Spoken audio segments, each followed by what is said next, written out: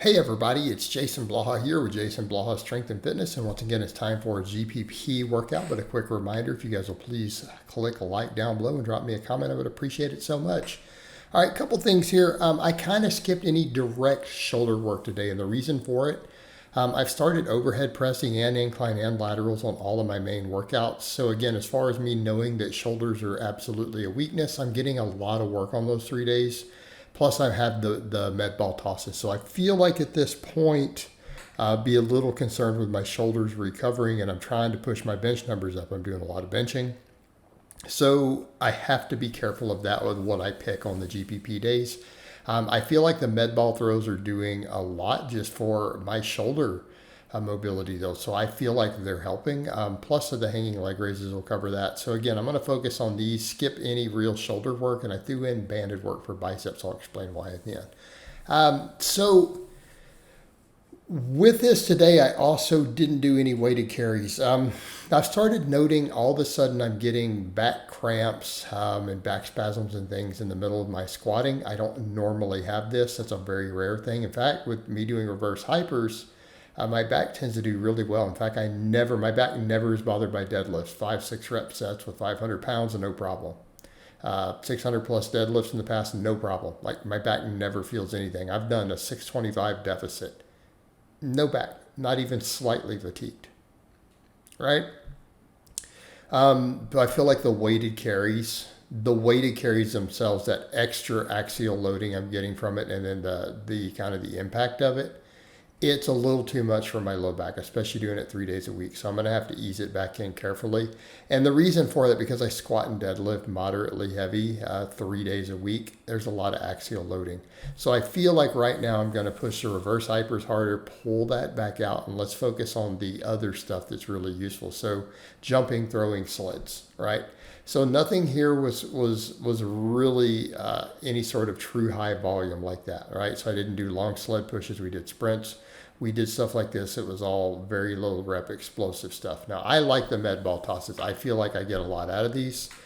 They feel good. They're good for athleticism, good for full body power. Plus, they help with the shoulders because it's throwing them through a dynamic movement, which is the only thing that seems to help my shoulders. In addition to me just doing more dead hang pull-ups, forcing myself to overhead press through the 90% range of motion I have. It's the last 5 to 10% of the lockout I'm not capable of doing. And forever, keep in mind, guys, before I started doing other stuff after those impingements, I couldn't even do that. I was nowhere near that. So I feel like for me, I have to just consistently do those things. And I feel like stuff like hanging leg raises, dynamic type movements like this, will do the most for getting that range of motion restored. So I always need to be clear with my shoulders, they're not hurting. I don't have any pain. All right. So I did like 8 sets of those. I lost count. I just did them and then checked it afterwards. I'm like, oh, it was 8 sets. Whatever I happen to do, just till they start to get fatiguing. So again, did my med ball tosses just for triples, and I did 2 rounds of sled sprints. Because I only did a single on the squat yesterday, no rep work, I definitely need the sled sprints. So I feel like on this and then the jumps, to make sure my quads are getting enough work to actually grow.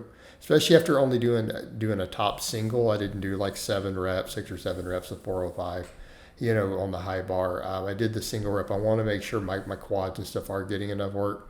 So the sled sprints help. These are phenomenal for legs, whether you do them the slower like I did last time or you do the sprints. And I'm not in a sprint on the way up. So I run it down reasonably quick, then I turn around on the way back. I sprint on the way back. So I'm trying to really, really get that speed up here. So I did this and I did box jumps after. Now, the funny thing is normally I do the box jumps first, but they were just fine after. And the reason I did them after, so I can go inside, don't have to mess with the belt on anything anymore, wash my feet off, after running around on the ground, and then come over and do all the box stuff. So I ran inside, washed my feet real quick because I'm out there barefoot, feet get dirty and everything. So did that and then did 3 sets of the box jumps. So I just did a quick 3x5 just to get some explosiveness. I haven't done any box jumps in a couple weeks. But I'm like, well, if we're not going to do the loaded carries, let's do some box jumps, right? My only concern too with losing the loaded carries, I feel like they help my grip a lot. So again, definitely doing the toe to bars needs to continue to happen. So yeah. And also, I'm fully aware it's like my waistline will be a little squishy right now till I continue to recomp because I'm eating a lot of brown rice. It tends to bloat my stomach even later the next morning, plus with all the soy sauce. So I'm not worried, just some water. Because I feel like overall, I do feel like I've been recomping here because I've stayed pretty much at the same weight and I'm getting stronger again on all my lifts. So again, not a big deal. It's funny though. It's like whenever people have done lower carbs, even cleaner low carbs, not really the high saturated fat. Everyone's like, "You look way leaner. You look shredded. What you do?" You know, it's just dropping carbs. The problem is that I feel like I don't recomp as well. I don't perform as well. I can't train as hard. Like my training volumes and recomposition are lower, but you look way tighter. So it's kind of funny because I could see in different pictures and phases when people said that, and it's like, yeah, it was that. But if you just get leaner, it won't matter. And that's kind of something a bodybuilding prep coach I know has pointed out. He's like, you get lean enough, none of that matters anymore. He's got a good point. But I did the box jumps, did one set of total bars. So when I did 2 sets of these a while back, because I haven't done them in a while, my DOMs were too high in my abs. So I'm just going to do 1 set. I'll build them back up. Let me get used to them. Then I'll start doing a little more volume again on these. But not only do they train the abs, they give me extra grip work, and I feel like they can help with the shoulder mobility. All right, reverse hypers. I did 3 sets on the last set. I hit 30 plus instead of 25. I added weight. What did I say before? I need to add weight. Problem is, I don't want to use up all my blue plates. I need to have enough to deadlift and not leave them loaded on. I've got the reds on there, but I can't really fit much more. So I do feel like for now I can work up with this. This is like 420 pounds on there. Do really, really high reps. But when I used to do these crazy heavy, all right, but I used to have to load and unload it every time because I'd squat and deadlift and all that stuff with all the plates. So before I used to load these up super, super heavy. My old reverse hyper, I'd put like 600 pounds on it. Then I'd swing it. And it really made my deadlift climb, right? So I'm realizing I do need to push these harder in terms of the weight. Push them harder in terms of the weight. It gives me phenomenal deadlift carryover, and it just strengthens in my low back because I need that lower back stronger again. I need it to strengthen up. This will do it. This will allow me to continue to train it, right, and train my whole core really without any axial loading. So some of the benefits we would get from those weighted carries, just push this harder, get the low back strong, and then I'll be able to work them back in. So I need to get all of that back in a perfect spot because I want to be able to squat pain free. Like I really was trying to push those up and then getting some low back cramps. It's not worth it. So again, to me, it started when I looked at everything closely. It was very obvious what variable changed, what really caused that, the weighted carries, and I could tell when I do them. Right.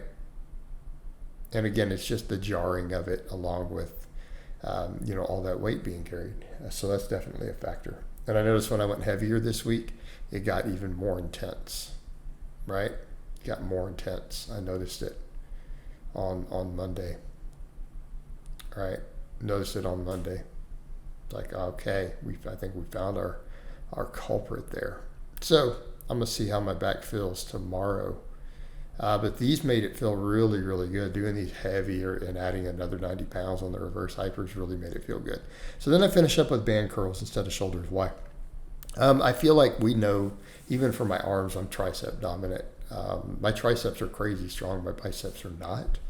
And I do feel like if I'm going to push a little bit of barbell curls after all the pulling, I do need to make sure my tendons are healthy.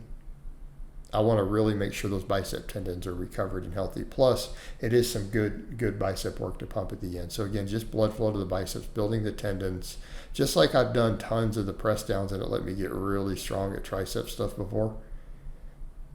Right? I feel like it's the same thing here. So I'm pretty dang strong at tricep movements, whether it's weighted dips or laying extensions. So again, building the tendons that will let me push the curls up a little bit heavier after doing all the pulling.